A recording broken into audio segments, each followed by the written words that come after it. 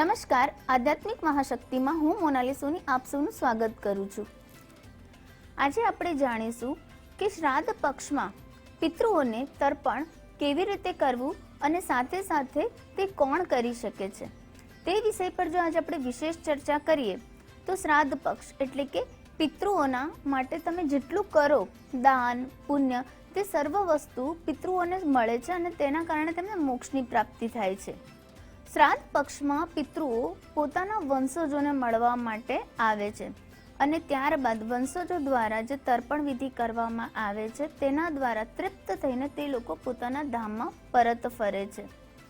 પિતૃપક્ષમાં જેટલું પણ તમે દાન પુણ્ય કરો છો તેના દ્વારા જે મળેલું પુણ્ય છે તે પુણ્યથી આપણા પિતૃઓને મોક્ષની પ્રાપ્તિ થાય છે। શ્રાદ્ધ પક્ષના 16 દિવસ દરમિયાન અથર્વવેદમાં પણ ઉલ્લેખ છે અને આપણા શાસ્ત્રોમાં વર્ણન કરવામાં આવ્યું છે કે આ 16 દિવસ દરમિયાન એટલે કે જ્યારે સૂર્ય કન્યા રાશિમાં પ્રવેશ કરે છે ત્યારે પ્રેત યોનિમાંથી યમ રાજા આપણા પૂર્વજોને એટલે કે આપણા પિતૃઓને મોક્ષ આપે છે અને તે દિવસો દરમિયાન જે આપણા પિતૃઓ છે તે વાયુ તરીકે આપણી આજુબાજુ આપણા ઘરમાં બિરાજમાન રહે છે।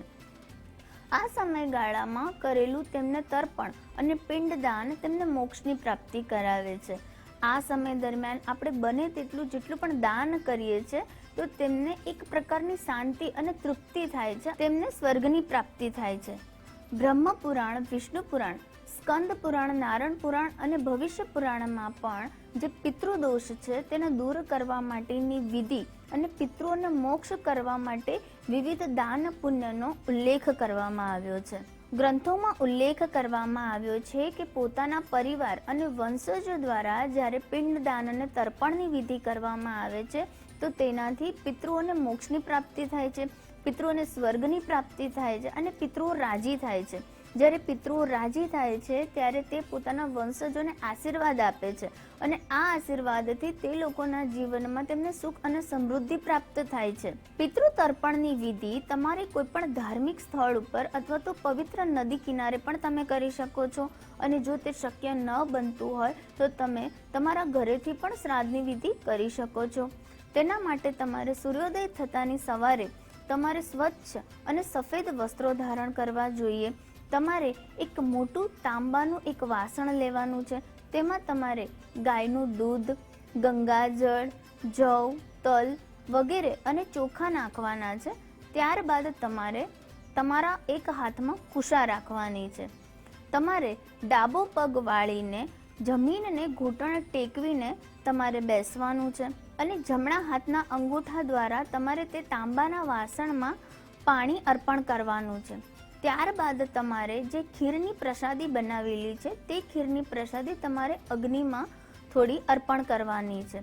ત્યારબાદ પંચદેવતા ગાય અને કૂતરો અને કીડિયારું તમારે તેમના માટે તમારે અલગથી એક ભોજન તૈયાર કરવાનું છે।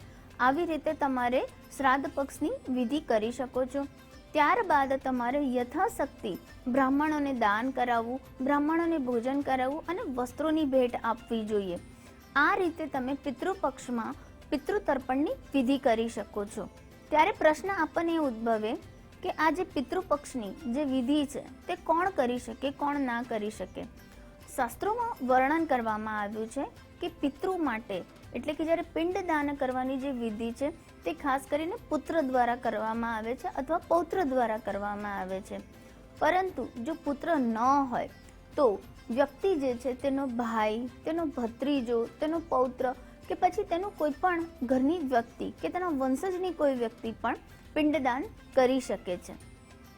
જ્યારે ઘરમાં કોઈ પણ કારણસર વંશજો દ્વારા નથી કરવામાં આવતું તો જે માતા છે તેના કુળમાંથી મામા કે મામાનો દીકરો પણ પિંડદાન કરી શકે છે। ત્યારબાદ જ્યારે કોઈ દીકરી છે જે કુંવારી દીકરી છે તો તેના માતા પિતા પણ તેનું પિંડદાન કરી શકે છે। જ્યારે તમારા વંશજો દ્વારા નથી કરવામાં આવતું કે કોઈ વ્યક્તિ દ્વારા નથી કરી શકતા ત્યારે તમે રાજપુરોહિત કે કોઈ આચાર્ય દ્વારા પણ પિંડદાન કરી શકાય છે અથવા તો શિષ્ય દ્વારા પણ પિંડદાન કરી શકવું યથાર્થ બની શકે છે। વિષ્ણુ પુરાણમાં પણ ઉલ્લેખ કરવામાં આવ્યો છે કે વ્યક્તિના ઘરમાં જો કોઈ પુત્ર ન હોય કે તેના કોઈ વંશજમાં કોઈ વ્યક્તિ ન કરી શકતું હોય તો તેની પત્ની પણ પિંડદાન કરી શકે છે, પરંતુ તેણે મંત્રોનું ઉચ્ચારણ ન કરવો જોઈએ. ત્યારબાદ કોઈ દીકરી છે, દીકરીનો દીકરો પણ પિંડદાન કરી શકે છે. સસરા દ્વારા જમાઈનું અને જમાઈ દ્વારા સસરાનું પિંડદાન થઈ શકે છે. દીકરીના પૌત્ર દ્વારા નાનાનું પણ પિંડદાન થઈ શકે છે. આવી રીતે શાસ્ત્રોમાં પિંડદાન કરવાનો ઉલ્લેખ કરવામાં આવ્યો છે. પિંડદાન કરવાથી આપણા જે પિતૃઓ છે તેમને મોક્ષની પ્રાપ્તિ થાય છે. તેમના જે પણ એવા કાર્યો છે, જે એમના કર્મો છે, જેના કારણે તે પ્રેત યોનિમાં જો તે ભટક્યા કરતા હોય તો તેમને મોક્ષની પ્રાપ્તિ થાય છે અને તેમને સ્વર્ગ મળે છે. આપણા પિતૃઓ ક્યાંક ને ક્યાંક કોઈક ને કોઈક કારણસર હેરાન થતા હોય તો પિંડદાન અને તર્પણ વિધિ કરવાથી તેમને મોક્ષની પ્રાપ્તિ થાય છે. સાથે સાથે પિતૃઓના આશીર્વાદ આપણને મળે છે, પિતૃઓ આપણા પર રાજી થાય છે અને આવું કરવાથી આપણા જીવનમાં પણ સુખ અને સમૃદ્ધિ વસે છે. આપણા ઘરમાં સંતાનો ખૂબ જ આગળ વધે છે, તેમને પણ સફળતા મળે છે અને સંતાન સંબંધિત પણ કોઈ પણ સમસ્યાનો સામનો નથી કરવો પડતો. તો આ રીતે પિતૃપક્ષમાં તર્પણ વિધિ કરીને તમે પણ પિતૃઓના આશીર્વાદ મેળવશો. તે સાથે હું રજા લઉં છું. નમસ્કાર.